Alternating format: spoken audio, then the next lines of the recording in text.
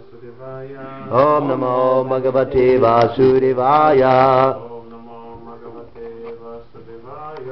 Om Namo Bhagavate Vasudevaya. Mamupedya Punarjanma Aguradayamashvatam Dukhalayama Shashvatam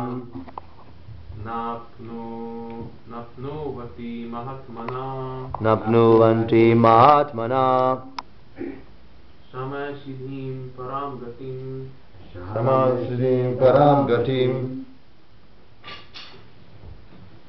Translation: After attaining me, the great souls, who are the yogis in devotion, never return to this temporary world, which is full of miseries, because they have attained the highest perfection, supported by divine grace, says Bhaktivinoda Swami Prabhupada. Since the temporary material world is full of the miseries of birth, old age, disease, and death, naturally, he who achieves the highest perfection and attains the supreme planet Krishna Loka, Golok Vrindavan, does not wish to return. The supreme planet is described in the Vedic literature as beyond our material vision, and it is considered the highest goal. The Mahatmas, great souls, receive transcendental messages from the realized devotees, and thus gradually develop devotional service in Krishna consciousness, and become so absorbed in transcendental service that they no longer desire elevation to any of the material planets, nor do they even want to be transferred to any spiritual planet. They only want Krishna's association and nothing else. Such great souls in Krishna consciousness attain the highest perfection of life. In other words, they are the supreme souls. Brahma Bhuvrandokha Punaravrata Avartino Arjuna Mamupetaya Konteya Punarjanmana Vidyate. Translation: From the highest planet in the material world down to the lowest, all are places misery, wherein repeated birth and death take place. But one who attains to my abode, O son of Kunti, never takes birth again, supported by his divine grace. All kinds of yogis, karma, jnana, hatha, etc., eventually have to attain devotional perfection in bhakti yoga or Krishna consciousness before can go to Krishna's transcendental abode and never return to those who attain the highest material planets, or the planets of the demigods, are again subjected to repeated birth and death. As persons on earth are elevated to higher planets, people in higher planets such as Brahmaloka, Chandraloka, and Indraloka fall down to earth.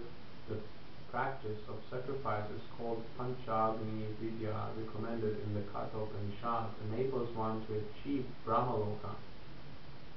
But if in Brahmaloka one does not cultivate Krishna consciousness, then he must return to earth. Those who progress in Krishna consciousness in the higher planets are gradually elevated to higher and higher planets, and at the time of universal devastation are transformed to the eternal spiritual kingdom. When there is devastation of this material universe, Brahma and his devotees, who are constantly engaged in Krishna consciousness, are all transformed to the spiritual universe and to specific spiritual planets according to their desires. Om Agyanta Nirandasyam Gyanashala Shalakaya Chakshunamintayana Tasmai Shri Guruve Namaha. Also, my humble obeisances unto my spiritual master, His Grace A. Bhaktivinoda Swami Prabhupada, and kindly open my darkened eyes with Prashad of Lord. So, what is the purpose of everything that we do?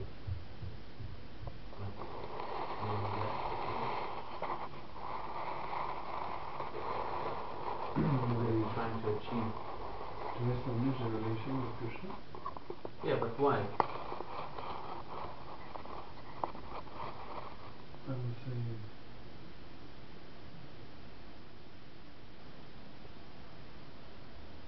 because Krishna is our source, and we have forget him, so we have to go back to the real aim of life by reestablish the relation. And why is it Krishna? Why not the source, like the source, how do you call it? Future source, right? What source you have said? Future store. There is future store called the source. Oh, okay, I understand what you mean. This electronic store. I will put that question like that. What Krishna enables through actually this Bhagavad Gita to overcome, so we'll be attracted to him. Why we should be? There's few words I did not understand. Sorry. Yeah, Krishna in the Bhagavad Gita, he puts this point. Actually, this is like in the third or the second time Krishna he mentions this.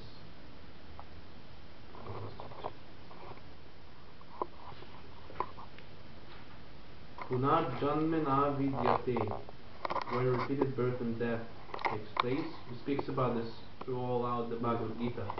Birth, death, and ultimately how to overcome it. And that's actually what everyone is trying to do. Not just like in the human society that we're trying to observe, but even if like a little cockroach, you will, jump into the center of the temple and you'll decide, oh, I want to hear this class 2 now, but we're going to be disturbed, so someone will have to take and pick him up. The cockroach will start running everywhere. Why?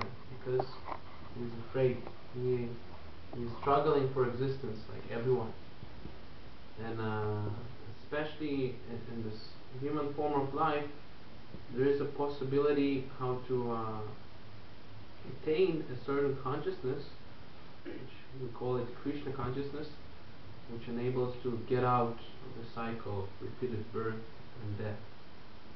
But we are so dull that actually we're not realizing that we're afraid of death. Like if you go outside and you have a little talk with the people, you ask them,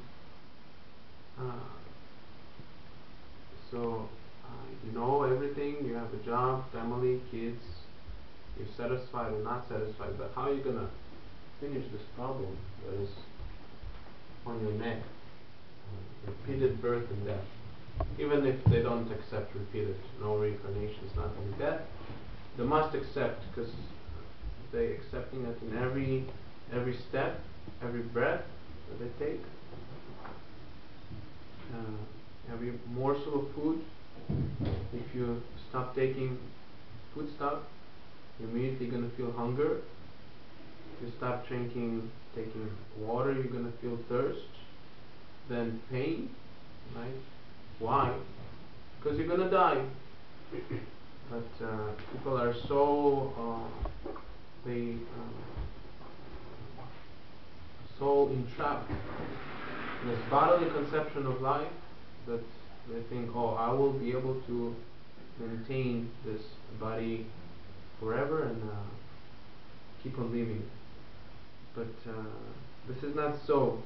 The body is temporary, and the proof of the temporarity of the body, you don't have to go far. Right? Everyone, if he didn't experience death, he can look at every corner in the material world. Death is present there, either in a form of suffering or other form, the form of birth. Right? Krishna actually says everything which is dead must born again, and everything that gives birth must die, or I think it's the other way around. It's inevitable. Wherever there is birth, there is death. So a person who is thoughtful, is mindful, he will try to in the beginning to mitigate that, right? And that's why we have universities, people, they learn, right, Ayurveda or different other physical science to solve the problems. They study psychology, right? They understand, okay, I cannot solve the physical body completely, so let me solve the mind of the patient, because ultimately there is death, and we have to deal with death, and let us adjust the situation psychologically so the patient will accept death. That's how actually psychologists, they deal with death. They simply prepare the person to die. Here, sir, you're gonna die, and we have nothing to do with it, but you should just better accept it. Sooner the better, so you're not gonna suffer. But this is unnatural, because we are eternal. If that was natural, if we were not eternal, that would be natural. The craving for eternity, for something new. People, the more they accumulate, right, more sums of money, a better job, they want to keep everything very fresh. Fresh car, fresh tie. If the car has a little scratch, they're immediately going crazy about it. If the wife, she is a little bit shrinking, immediately get a new wife. Right? In Israel, actually, they have those big billboards of get a Russian wife, new Russian wife, like that.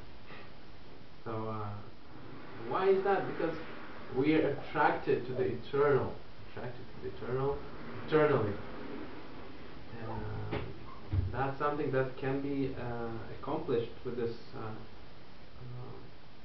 Krishna consciousness. And Krishna consciousness, Prabhupada, he says, is the spiritual technique to enhance spiritual values. Technique. It's not some vague spirituality. It's very, very precise. Everything you do has an effect which you can perceive. Everything that you don't do, you can perceive too.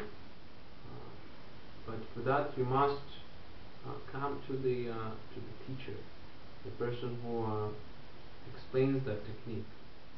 Simply just taking a book, right, like Prabhupada says, and reading it theoretically, you cannot become a physician.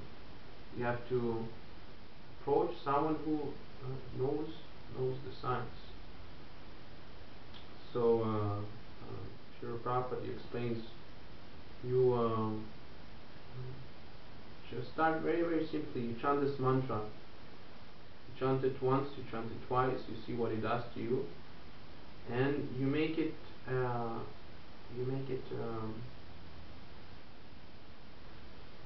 practice, just like any other school. To finish the school, you have to there is a section that's called practice.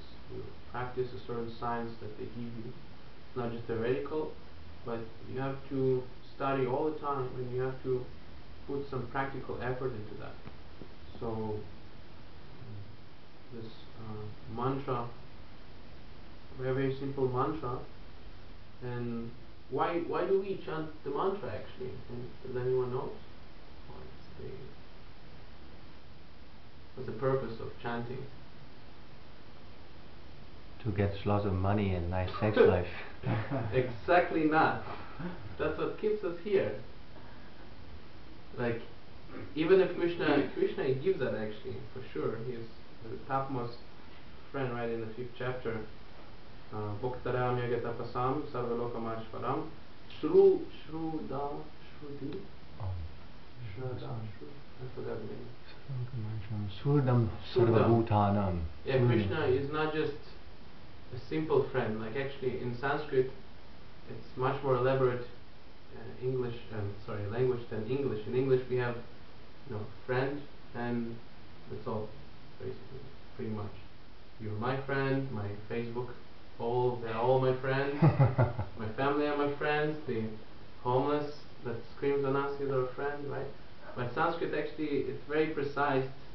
Prabhupada says it's very concrete. No? It's very Specified? he says to it's very I don't know the term Prabhupada used, but this example this example with a friend, Krishna he says, true Dham, I am the most intimate friend. So in Sanskrit you have Shrudam, you have Mitru, the social friend, and Bandhu, the friend out of obligation. Just like you go to work and you have to be friends with everyone, right? If you're not friends with everyone, then they're gonna gang up against you when they're gonna set up the shifts. No more holiday on Saturday. That's it. You have to work because you're not friends with the manager. And they meet through the social friend, like we have now, right? So many social friends. But what do they really care, right? They just care about can you put a like there on my picture so I can get a new camera or win something. But Krishna is not a friend like that. He is a friend in any circumstance. Unalloyed, actually. Unalloyed, or I don't remember. But in any circumstance. And why is that? Right, a friend, even if someone he says, I'm your topmost friend, right? Still, he doesn't know what you feel. He doesn't know what you are thinking. He cannot go with you everywhere. Right? If you're trying to take your friend to the bathroom and it's a lady, you have to be separated. Even now in the 21st century, right? There's not everywhere unisex toilets, and even there you cannot do your business publicly, or you're going to be prosecuted for something else. So the Krishna, he can be there. He can even go with you to hell. Actually, he goes. And then when you're back from hell in an animal species, as a tree or a hog or a dog, because that's what the reformatic system of the lower planetary systems in our nice Vedic vocabulary says that the purpose of hell is to reform you to your consciousness to a state of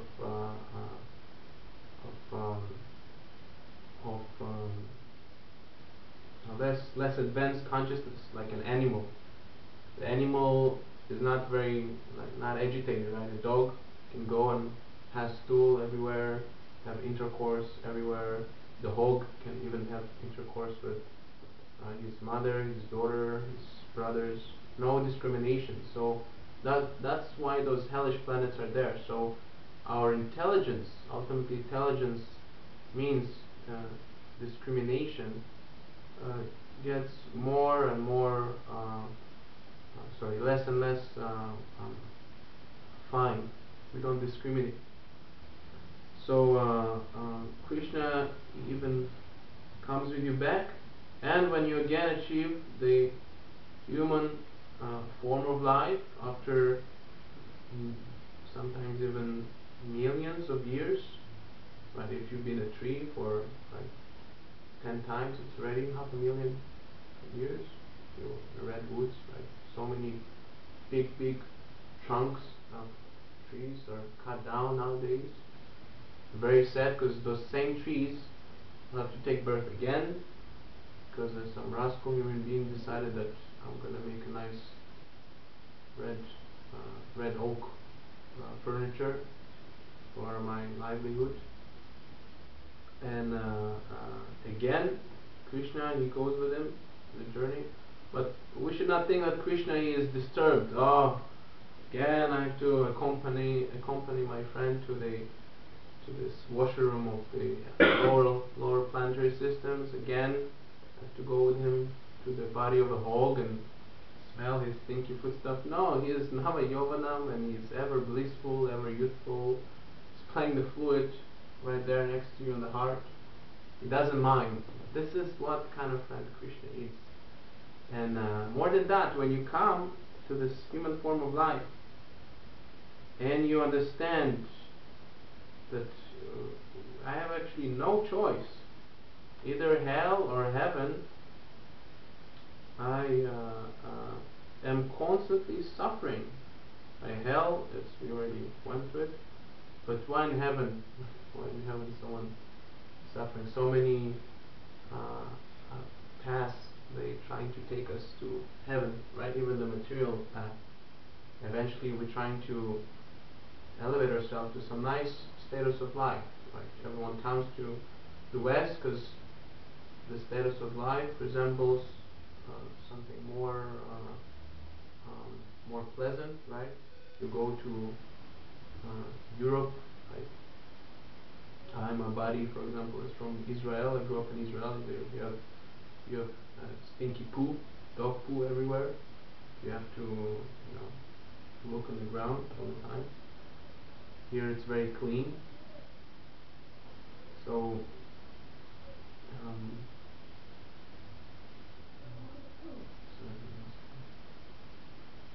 yeah. So this elevation to heavenly planets. Why is it simply suffering? Does anyone wants to? Because if you enjoy it with your sense, it's temporary. Yeah. And that brings a lot of anxiety to deal with material issues. Yes, in the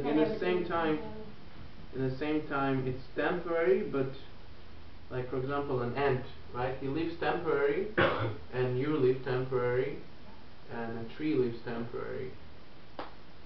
A mountain too. Mountain has a spirit soul, lives temporary.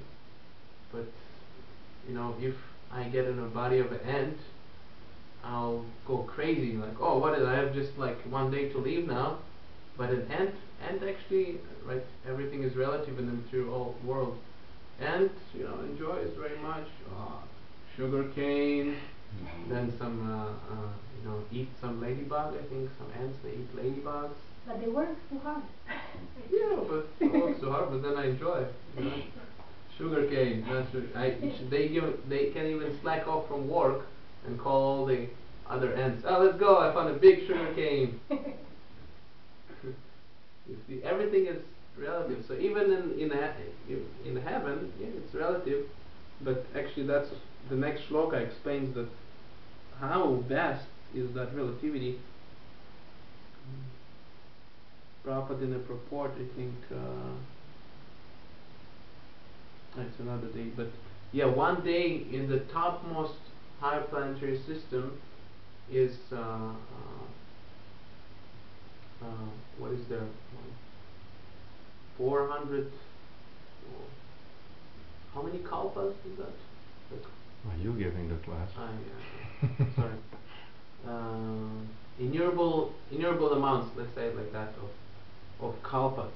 Kalpa is 4 times multiply each millennium. And one kalpa, if I'm not wrong, it's 4,300,000 years. So, if you tell it to someone, you're going to enjoy in heaven only 15 quadrillion years. Then you're going to die. As staunch materialists, it's not enough for him. If now people, they're so much observed and work for some 4 or 6, maybe 8 hours of holiday on the weekend, and if you tell him that you're gonna enjoy lavishly those apsaras, heavenly prostitutes, you're gonna eat whatever you want, there is no bed odor, you don't have to waste time on shower, you can just go and enjoy,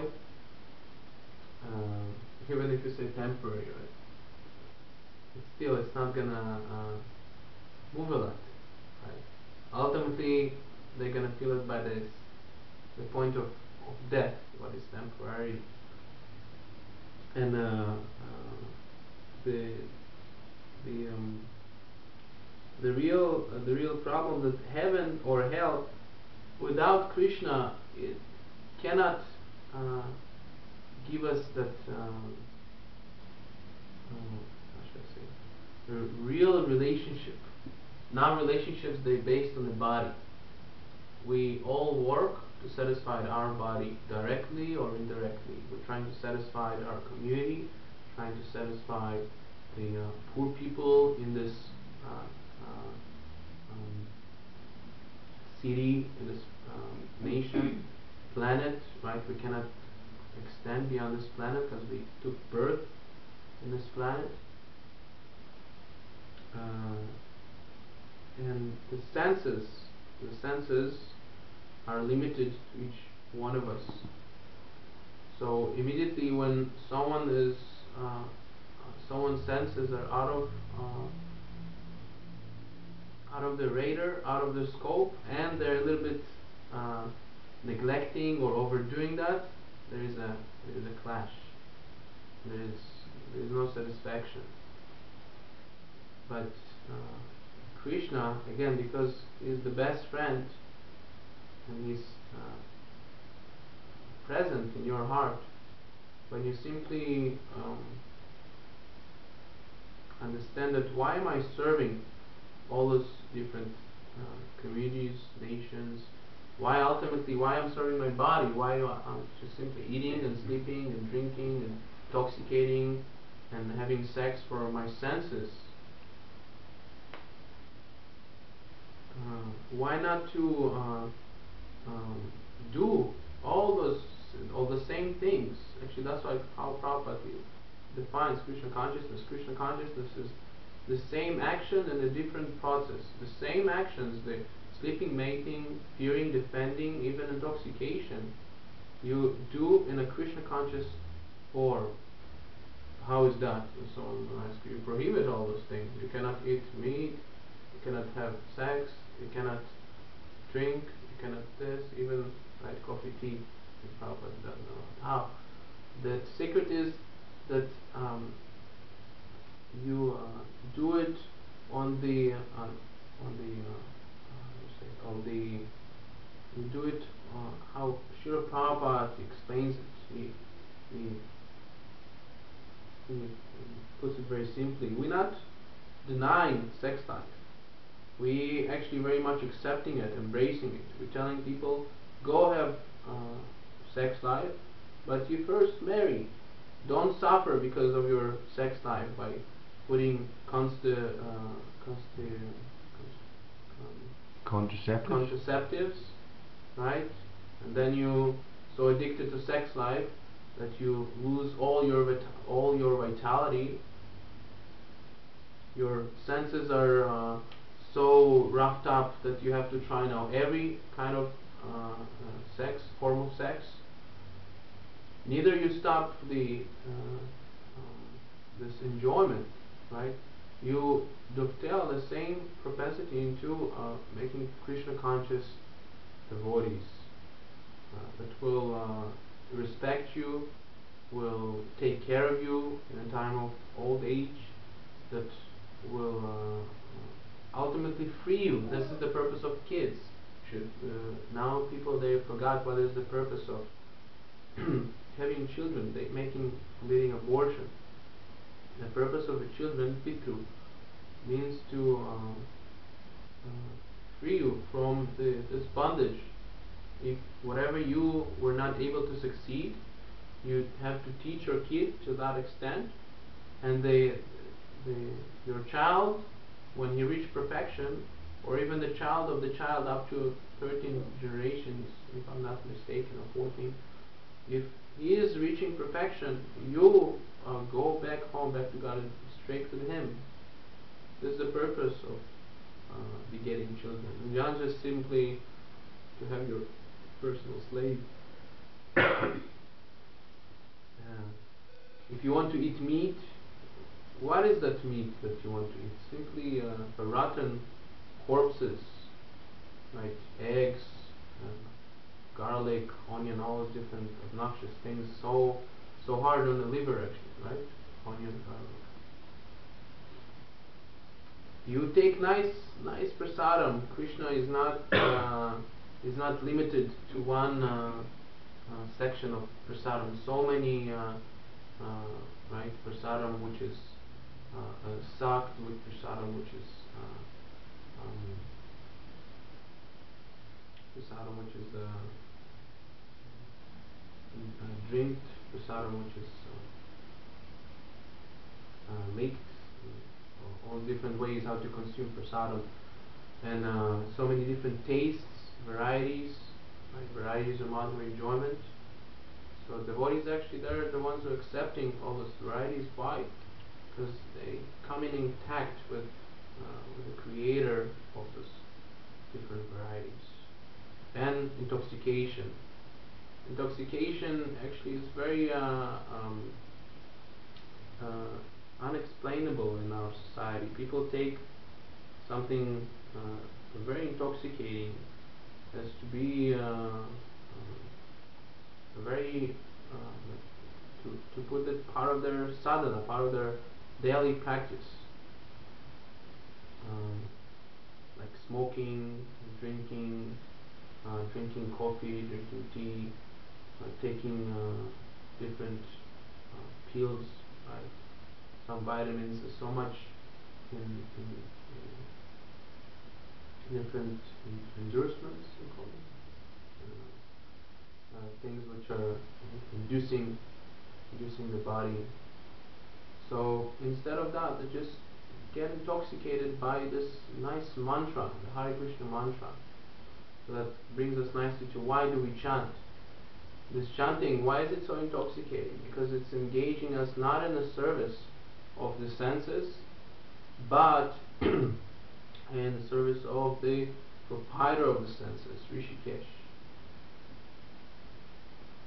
And when you serve Krishna, when you serve the proprietor of the senses, immediately all the senses, they nicely intoxicated, just like bumblebees. And bumblebees, they go, they collect honey. They're so intoxicated by the honey that sometimes they forget themselves, and they're intoxicated by the whatever there is there in the flower, and they sometimes forget themselves they're in a flower from all the flower pollen, yeah. So that's how they die. That's another story. But yeah, if you simply look, you observe yourself. We're not satisfied from all those different services. But if we serve Krishna in heaven or hell, that's actually the purpose of going to heaven. Purpose of going to heaven, like we were reading before in Brahma Loka,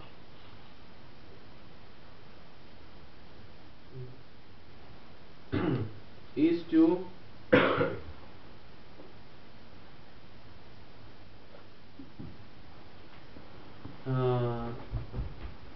achieve perfection in devotional service. In Brahmaloka, one does not cultivate it. If one in Brahmaloka that one does not cultivate Krishna consciousness, then he must return to earth. Those who progress in Krishna consciousness in the higher planets are gradually elevated to the higher and higher planets, so on, so on. So this chanting, you don't have to go to heaven. Actually, the heavenly devatas, the demigods, they are praying to come here to this earthly planet, get an earthly body, so they can participate in this congregational chanting and receive the highest possibility to please Krishna. Right? Krishna says there is no one more dear to me than one who preaches this very nice science to my devotees, my glories, and ultimately to go back home, back to God, because even in this heaven, like suppose you get everything,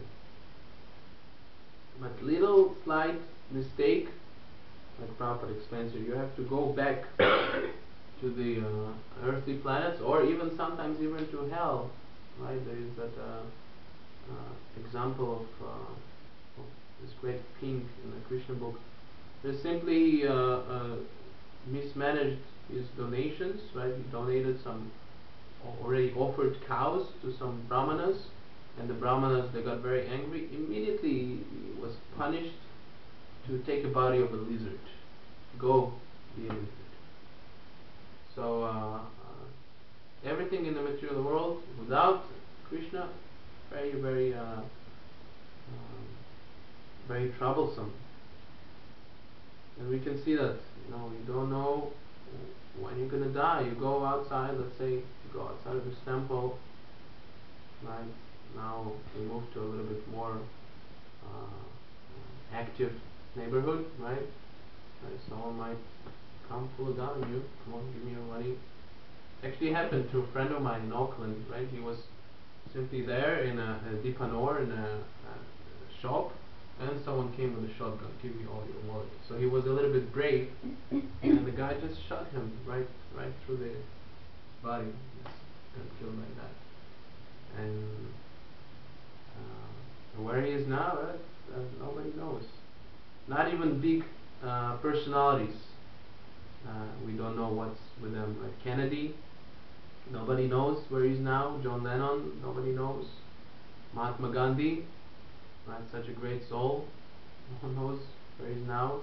There's so many statues of him there on the street, and like in Winnipeg there is a nice statue of Mahatma Gandhi, and pigeons are pooing on that all the time. But where is Mahatma Gandhi, right, to take care of his own statue that no one is interested in? Because we all constantly are dictated. You're the body, you have to sleep, mate, defend. So even when we take to this process of chanting, we are confused. We think, oh, this chanting is like Prabhu was saying, to get some money, make my this better, that better, health better, family better, sex life better. This is all wrong. This is, Krishna is going to supply that, but ultimately, it's like chewing the chewed.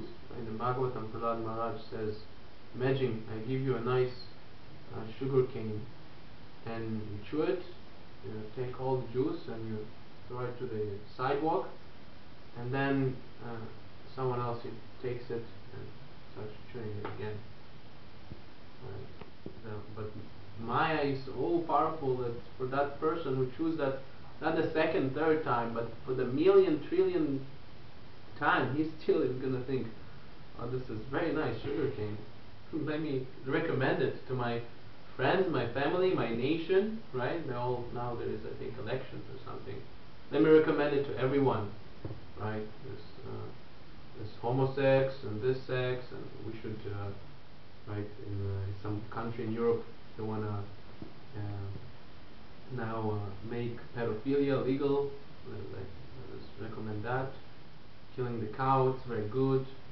And even when they beget their children, they are completely themselves frustrated, but still they're pushing them to become again frustrated from whatever they couldn't accomplish. No, this chanting is for this one and only purpose, which all the great personalities who are chanting it for the same purpose. It's actually such a beautiful mantra that even a complete neophyte, a king, right, the most advanced yogi, he will, they all chant this mantra because it engages you in the devotional service of the Supreme Personality of God, Krishna. And this is what it means actually. Hare Krishna, please, O energy of God, please, God, Krishna, please engage me in your service. Hare Hare, please don't let me serve Maya. I'm tired of serving this Maya again. Simply service. That's what it means. If we chant with some material motive, yes, of course, no one is curious in the material world, right? They all have some motives. Krishna will supply them, but you've been doing that for really millions of years. Again, okay, sure, again, I'm going to give you a body of a man, so you can enjoy woman. Again, I'm going to give you a body of a woman, so you can enjoy a man. Again, I'm going to give you a body of a hog, so you can enjoy a stool. You can eat everything without any discrimination. So an intelligent person, he will understand, oh, why am I simply running from the real problem? I'm not enjoying like this. My real enjoyment is gonna happen only if I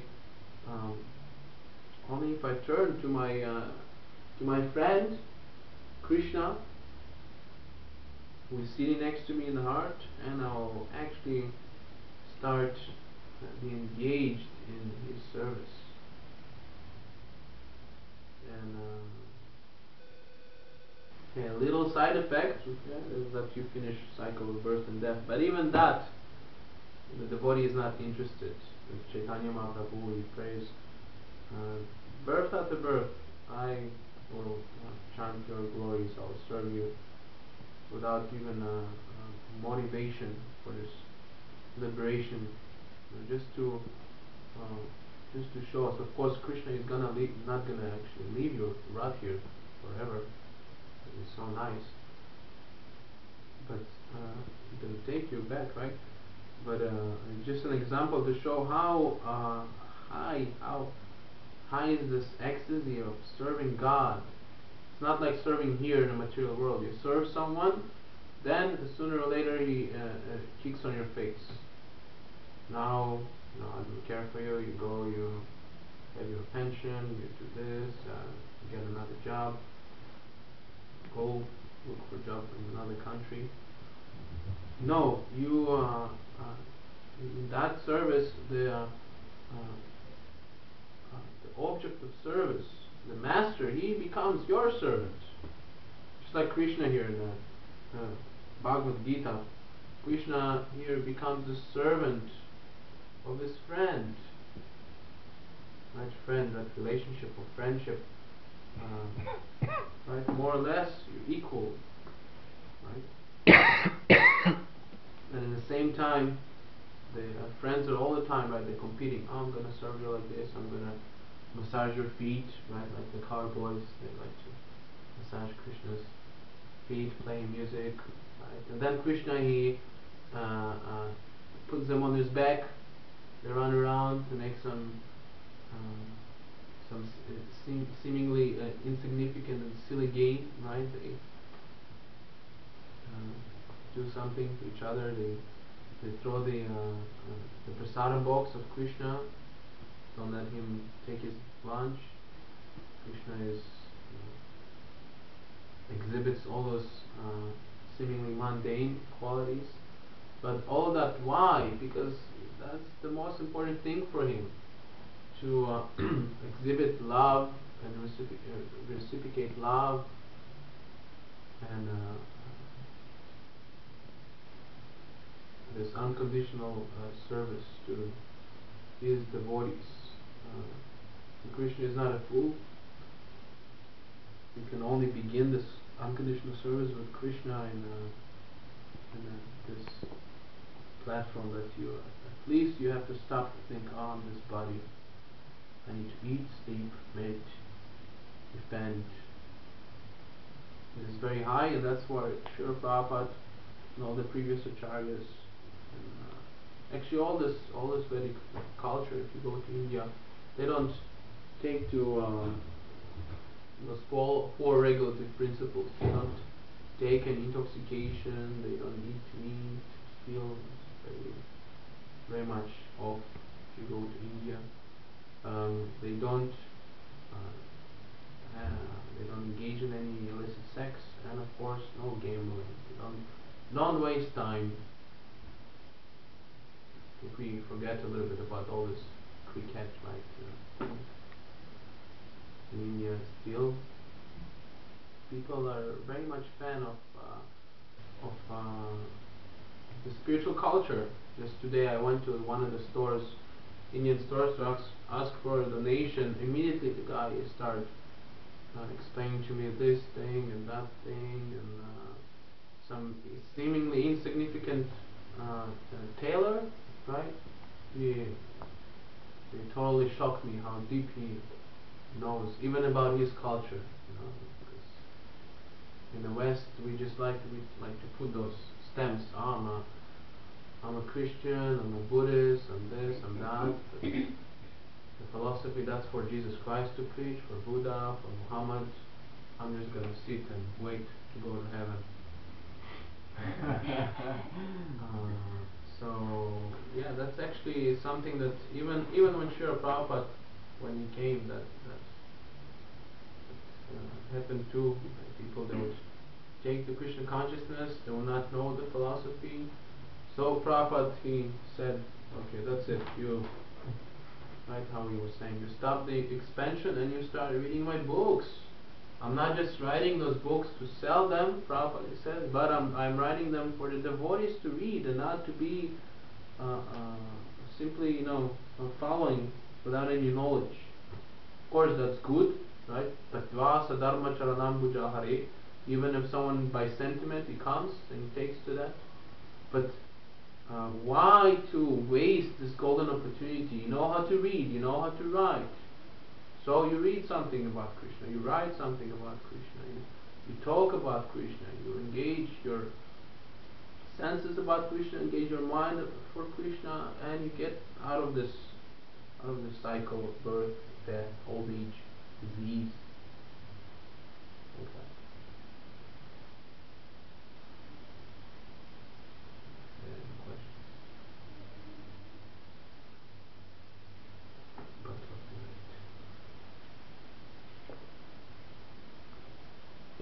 You mentioned many nice points, but just to sum it up, what is the main idea which you would think, would need emphasis from this shloka or your class? What do you think is the most important point we should remember? Yeah, that unless we come to devotional service, to bhakti yoga, our human form of life is wasted. Wasted. Why? Because we again gonna end up in this body or that body, trying to falsely enjoy. And whatever we're trying to mitigate in the same body, either that some disease, some what is that? Some economic problem, some problem of sense gratification. Oh my, right? Like the kids sometimes cry. Oh my sabjis and the puri and this. Oh, they're going crazy. And so we're like that. We all the time. Oh my, I don't have enough money, and my I don't know. I'm not popular. So many temporary things that we've been already exhausting ourselves on for so many lifetimes. We will have to go and try to finish them, because without finishing this core problem, the core problem is that you're eternal and you need an eternal body, a spiritual body, which you can get only with contact with Krishna. Yoga means in touch, connected to Krishna.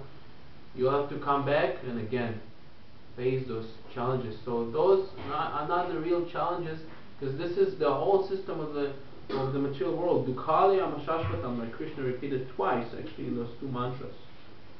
This world is temporary and full of miseries, even in the heavenly planets.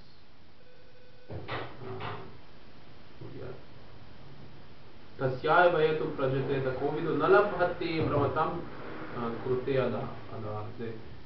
Beginning from the lower planets, Patala, up to the Brahma Loka, Satya Loka. Everything is temporary and full of misery. So what are we after here for? Everything you're going to have to face: birth, old age, disease. The real battle is to finish the core, the problem of coming here.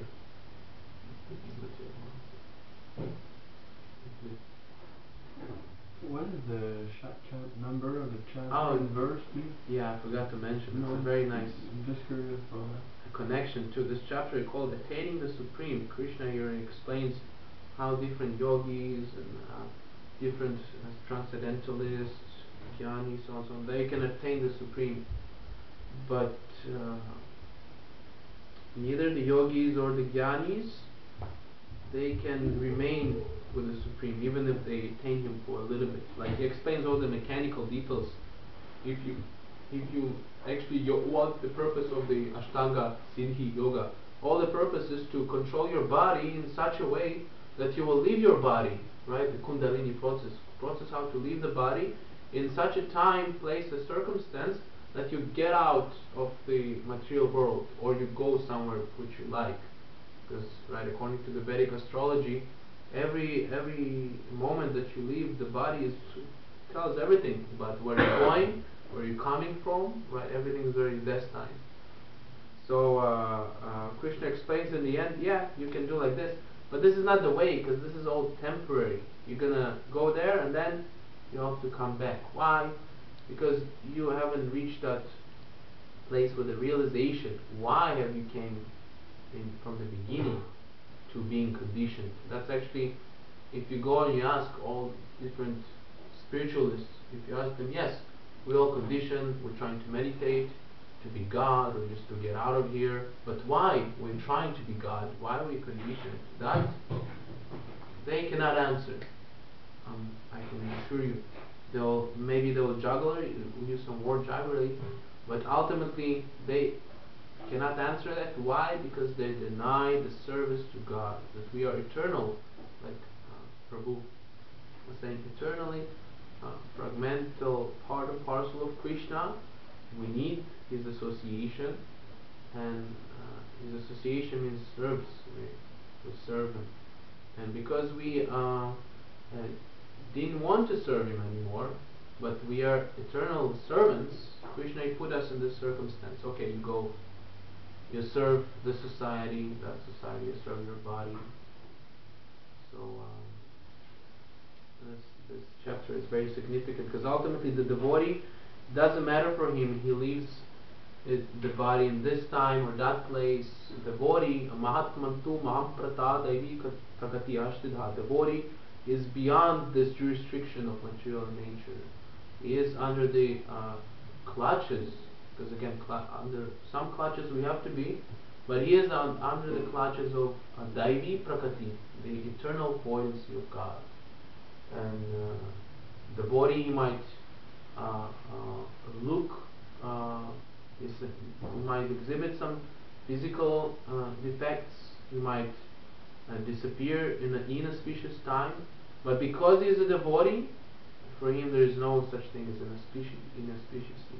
His body cannot have any defects, just like the Ganges. Ganges actually, even now, so much pollution is there, right? In the eye we can see this floating body, this chemicals of stool, urine, but still, the Ganges, a little drop from the Ganges saves you from the topmost problem of this material world. It saves you from the conditional state of life. So and Krishna, that's what he explains there in the end of this chapter, called attaining the Supreme.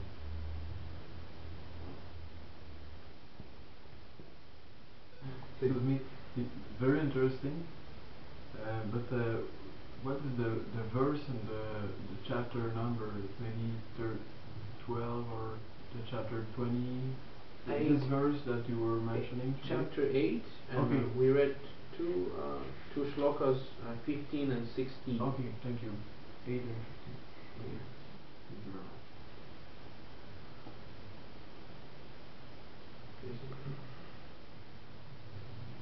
Any realization?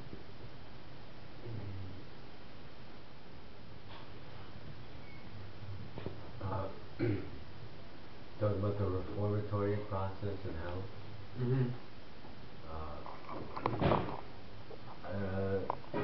how does that benefit someone if they're in a hellish condition, exposed to more severe. A more severe, sinful life.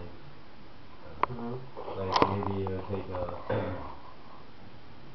birth in, or go into hellish condition, become a meat eater, a dog eater. Yes. So in that way, how does the consciousness recover from that? How does someone's consciousness recover from that? From hell. From hell, or being transformed to a meat eater, dog eater, animal thing. Yeah, it recovers through the evolutionary cycle. First, depends on your karma. You take a certain body of a certain animal, like let's say your the process of reformation is to reform you from eating like stool, let's say. So Krishna gives you a body of a hog, and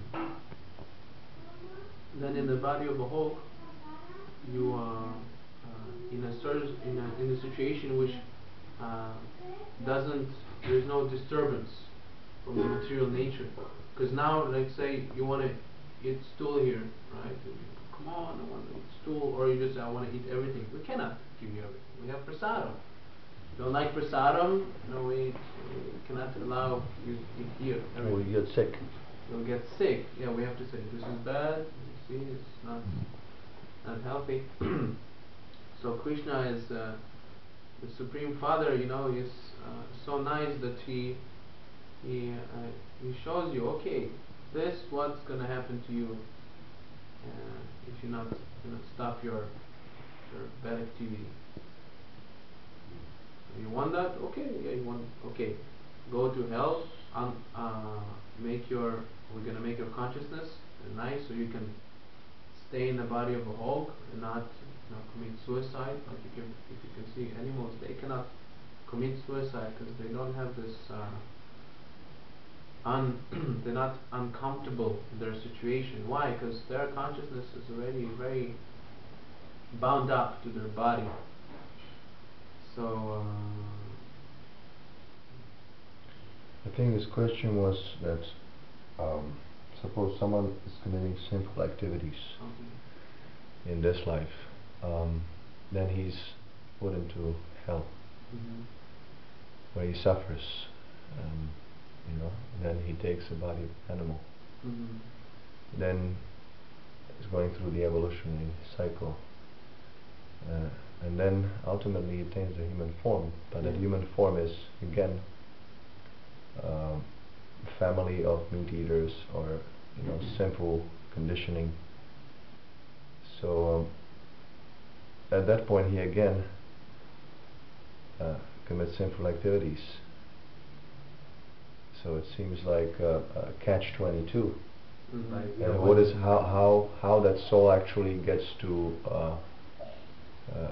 an opportunity, not to speak of a liberation, but opportunity of liberation, if this is going on. Like you said the word, I forgot the word again. Highest credit. How do they obtain that? Yeah, maybe if we answer the question from other direction, maybe, because yeah, it is like a catch. But at the same time, why is the person put in that situation? We must understand that again, Krishna is not doing it because he is evil. He sends the conditioned soul to reform itself, so he will not cause more and more damage himself. Just like the father, the kid is trying to do something bad, so the father says, "Okay, go to your room, stay there.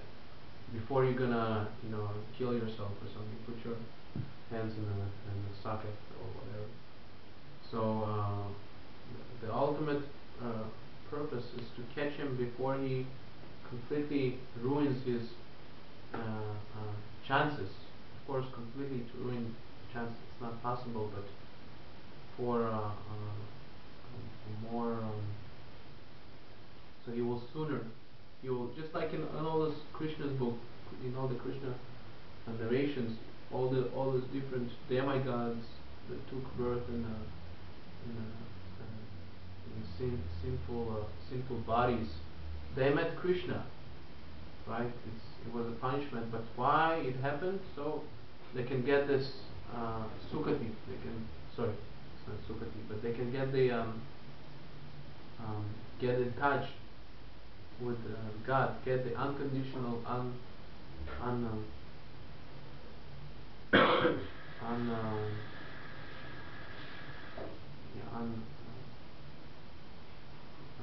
mercy, Causes mercy. yeah, causeless mercy. You get this causeless mercy. So too in the animal species, if you take the human form, sorry, if you No, but there's a flaw in this also.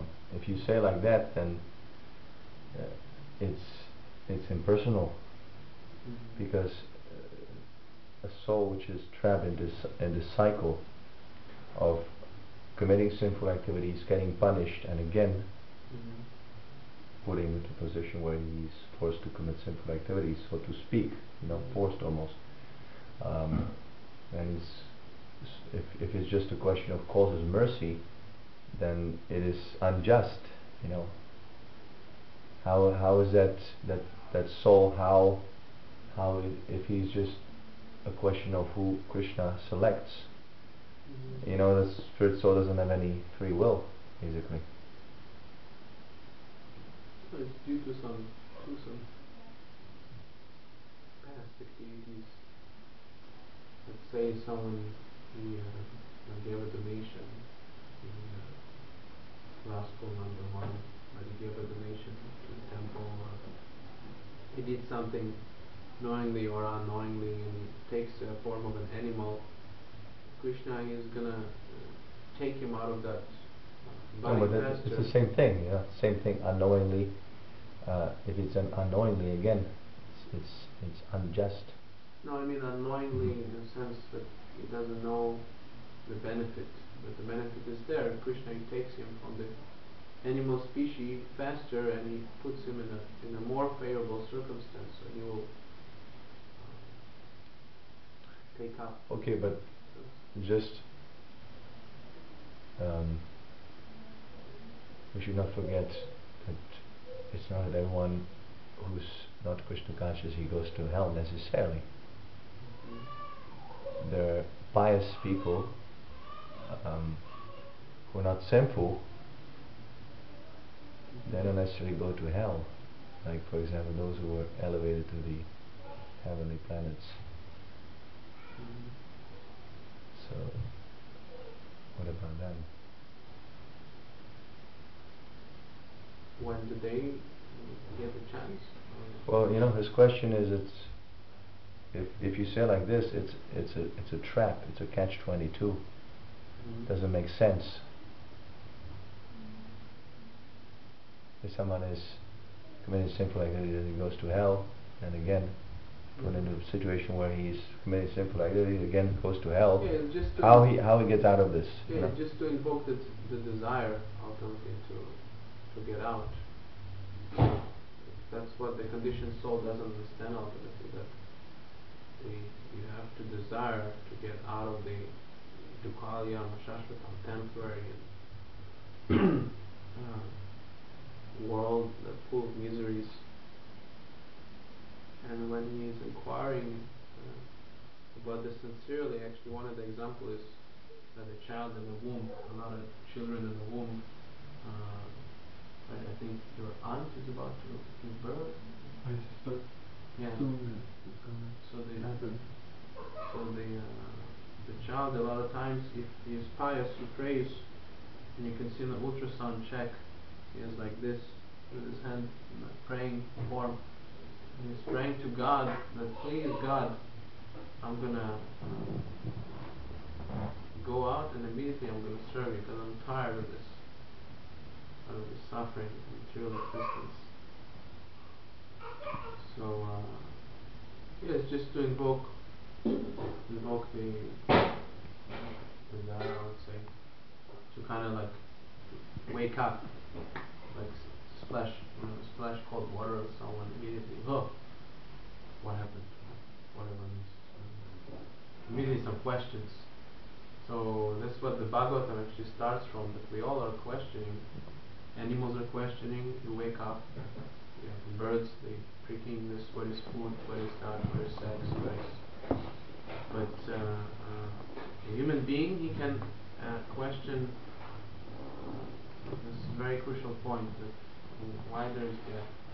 I don't want to die, but death is forced upon me. So that's what the Vedic culture teaches from the very beginning. Whatever you do, you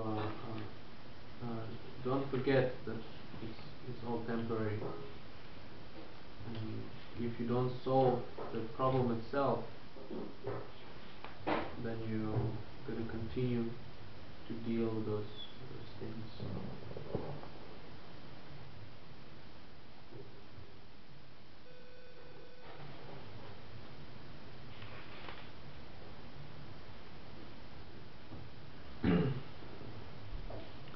May I just read one purport in connection to this? In the 16th chapter, Krishna says, attaining repeated birth amongst the species of demonic life, such persons can never approach me. Gradually they sink down to the most abominable type of existence. Purport. It is known that God is all merciful, but here we find that God is never merciful to the demoniac. It is clearly stated that the demonic people, life after life, are put into the wombs of similar demons. And not achieving the mercy of the Supreme Lord, they go down and down, so that at last they achieve bodies like those of cats, dogs and hogs. It is clearly stated that such demons have practically no chance of receiving the mercy of God at any stage of later life. In the Vedas also it is stated that such persons gradually sink to become dogs and hogs. And it may be then argued in this connection, God should not be advertised as all merciful if he is not merciful to such demons. In answer to this question, in the Vedanta Sutra we find that the Supreme Lord has no hatred for anyone. The placing of the asuras, the demons, in the lowest status of life is simply another feature of his mercy. Sometimes the asuras are killed by the Supreme Lord, but this killing is also good for them, for in the Vedic literature we find that anyone who is killed by the Supreme Lord becomes liberated. There are instances in history of many asuras, Ravan, Kamsa, Hiranyakashipu, to whom the Lord appeared in various incarnations just to kill. Therefore God's mercy is shown to the asuras if they are fortunate enough to be killed by him. So you can either become a pure devotee if you want to see Krishna, or Never if you again. want to go the other way, just be the greatest demon ever. And be killed by Krishna. And if you're like a really extreme demon, then you also have come to Krishna. But you know. This is a optimist called optimist is the reason. Well, it also shows the absolute nature of Krishna. That everywhere, he's everywhere. If you want to go to Goloka, he's there. If you want to go be a complete demon, again you meet Krishna. Krishna is everywhere. So, like Ramachandra said, he's trying to invoke our desire. And we're foolish, we're just trying to deny Krishna, although Krishna is very obvious. So, just to get out of this foolishness, he gives a little slap sometimes.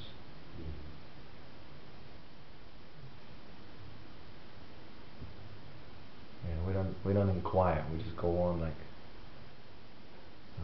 brainwashed, basically. So Krishna gives a smash. Go to the lower species. What have I done? Sometimes people they ask, what have I done that this happened to me? My child died, but I've never done anything wrong. Why? This is good. Krishna is helping. He's giving medicine. Why? What is the aim of life? Why? What? I have not done anything wrong. Why am I suffering? When it comes to the real understanding, the whole thing is wrong. Everything is wrong. My body is wrong. I'm not supposed to be in the body. Yeah. And like they had this conversation with the Buddhists, I think, right? And Prabhupada is asking, what is the goal of your practice, or there was like Zen or something. Yeah. Well, the goal, they were explaining to Prabhupada that the goal is that you have errors in the body, arrows, and you have to take them out. So the Zen is when you understand how to take the errors out and not getting any errors anymore. But no, the problem is why you're suffering because of the arrows. Like Krishna, actually when he is being pierced by arrows of Bhishma Dev, he feels it a great pleasure. Right? He feels it as petals, like Bhishma Dev is throwing petals, and Krishna is so in ecstasy from that. Oh my devotee, he wants to kill me. No, Chana. So this is all wrong, because this bodily concept of life is there from the beginning. The Buddhists, the Christians, the Muslims, they all think, I'm this, I'm that. They're losing track of what's the real essential thing. Right? We want to get out of here. Right? Right? You get out of the material world, temporary and full of miseries? No. We don't mind taking birth again and again as long as we can serve Krishna. He needs more prasadam. Ganta Srimad Bhagavad Gita ki jai. Srila Prabhupada ki jai. Srimad Bhagavad